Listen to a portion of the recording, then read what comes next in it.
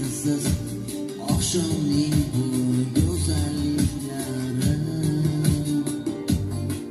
Nega unday qilding sen, oq libosni kiyding sen, o'ng qo'lingga ko'zu taqib achchiq yoshlar to'kding sen.